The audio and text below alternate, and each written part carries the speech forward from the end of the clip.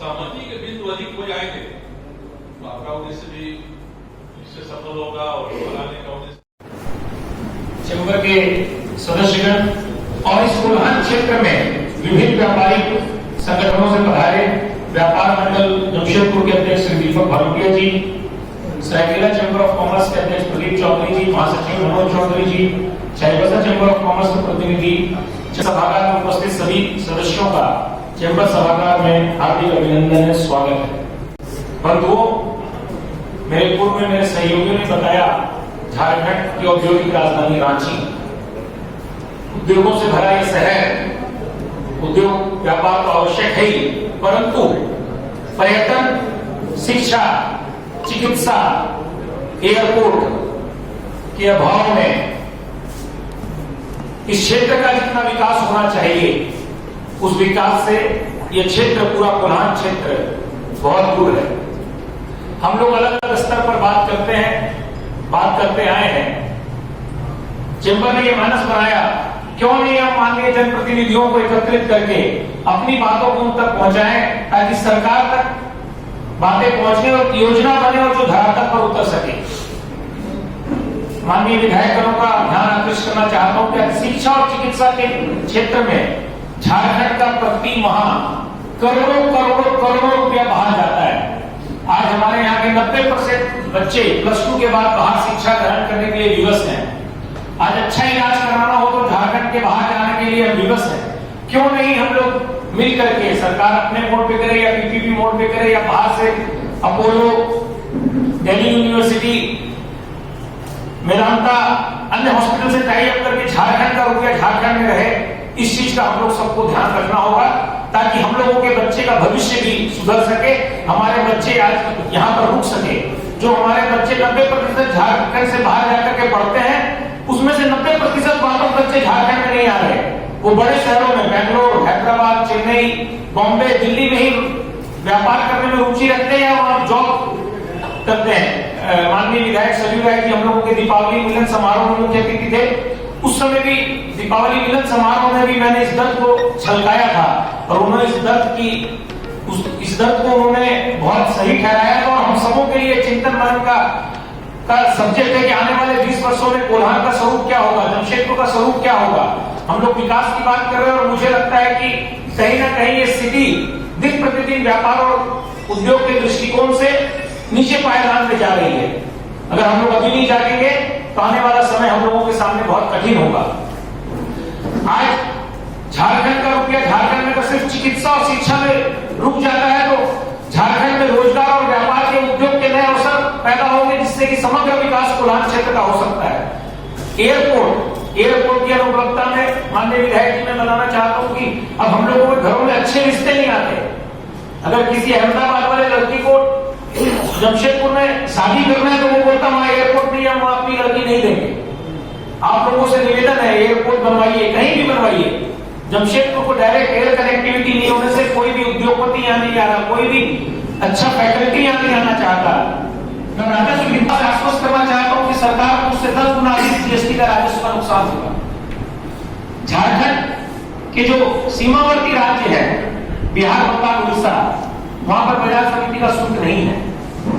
होगा क्या, जमशेदपुर में डेली पिकअप वैन में रायरंगपुर से माल आएगा, डेली पिकअप वैन में बलरामपुर से माल आएगा, और जो माल आएगा उस पर बाजार समिति शुल्क नहीं लगेगा और उस पर जीएसटी का नुकसान राज्य सरकार को होगा। और उलट करके देखिए तो यहाँ के व्यापारी जो जीएसटी देकर के माल मंगाएंगे, जो यहाँ बाजार समिति के दायरे में आएंगे, उनका माल यहाँ का यहाँ रह जाएगा और बाहर के दूसरे राज्यों के व्यापारी यहाँ माल बेच करके निकल जाएंगे। आज जैसे लॉ मेकर्स के नेतृत्व में समान दर की उपलब्धता होनी चाहिए, बिजली का समान दर पूरे राज्य में होना चाहिए। भाई क्यों घाटों में डीवीसी 3 रुपया 60 पैसा में बिजली देगा और जेडीएल जमशेदपुर में या चांडिल में या कोटका में या पटंता में 5 रुपया 60 पैसा में बिजली देने के लिए मजबूर क्यों होंगे?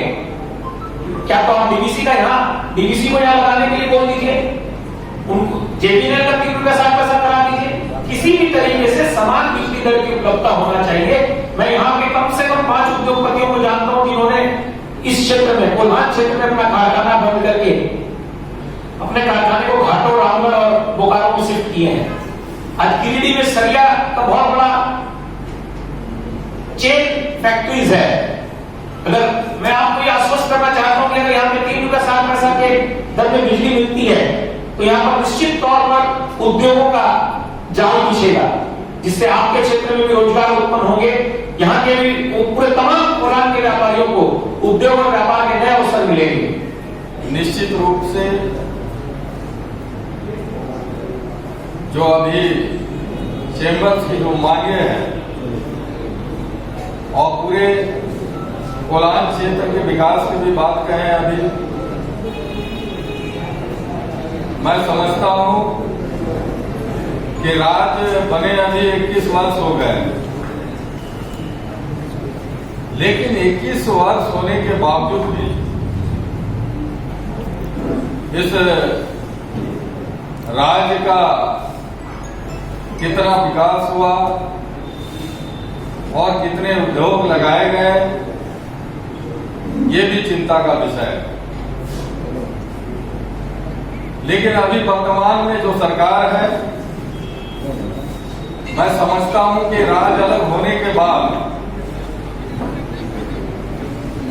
ये 26 महीने की सरकार है और राज्य होने से लेकर बड़ी लंबा समय तक जो सरकारें थी उन लोगों को भी चिंता भावना करना चाहिए था। जो अभी हमारे साथी ने अभी जो दलगुनगढ़ में जो एयरपोर्ट की बात, हमको आपके बीच आने का मौका दिए और अपना ख्याल पर अपना विचार को रखने का मौका दिए हैं और हमारे मंगल कालीन दीजिए अपना विचार को, अपना भावना को आपके बीच रखने का काम किया है। ये सरकार उम्मीदों का सरकार, ये सरकार आशा और आकांक्षा का सरकार, ये सरकार निर्मल महात्मा के सपना का राज निर्माण का सरकार, ये सरकार सिद्धू कानू तिलका माझी के कल्पना का राज निर्माण की सरकार है। और निश्चित रूप से हम सब ने इस झारखंड को लेकर जो सपना देखे उस सपना को हम लोग निश्चित रूप से पूरा करेंगे, ये मेरा विश्वास है। और आपको भी पता होगा, मैं मंगल कालीन जी आपके बीच अपना बात को रखा कि सरकार बनने के बाद एक विडंबना के रूप में एक वैश्विक महामारी कोरोना, जो सिर्फ यहाँ ही नहीं बल्कि हमारे देश में नहीं बल्कि पूरे विश्व के पटल में, और इतिहास बता रहा कि इसके पहले ऐसा बड़ा महामारी, इतना भयंकर और भयावह महामारी विश्व के पटल में नहीं आई, पहला बार है। और निश्चित रूप से हम सबने परेशान थे और करीब 1.5 से 2 साल हम कोरोना को कैसे परास्त करेंगे, पराजय करेंगे, और हम हमारे लोगों को, आम लोगों को कैसे उस कोरोना से मुक्ति दिलाने का काम करेंगे। इस संग्राम को, इस अभियान को, इस आंदोलन को व्यापक रूप से हम चलाए और निश्चित रूप से आज राज्य को हम कोरोना से बचाने का काम किए। आमतौर पर होता क्या है कि ऐसी सभाओं में जब हम बैठते हैं, अपने विचार देते हैं और सुनते हैं, तो इस सभागार का ही विषय बंद करना जाता है। यदि हम इस विचार को आगे बढ़ाने में सक्षम हैं तो आगे बढ़ाएं, नहीं सक्षम हैं तो वस्तुस्थिति से आपको अवगत कराकर आपको कुछ परामर्श देते हैं, सलाह देते हैं कि भाई और भी कुछ काम आपको करना होगा, तभी आप जो चाह रहे हो काम सफल होगा। विजय मुंडा जी ने बड़ी संक्षेप में जिन बातों को हम लोगों के सामने रखा था, वे बातें और वे विषय तो ऐसे हैं जिन पर राज्य की सरकारों को विचार करना चाहिए। सरकार कोई भी हो, परंतु सरकारों में निरंतरता रहती है।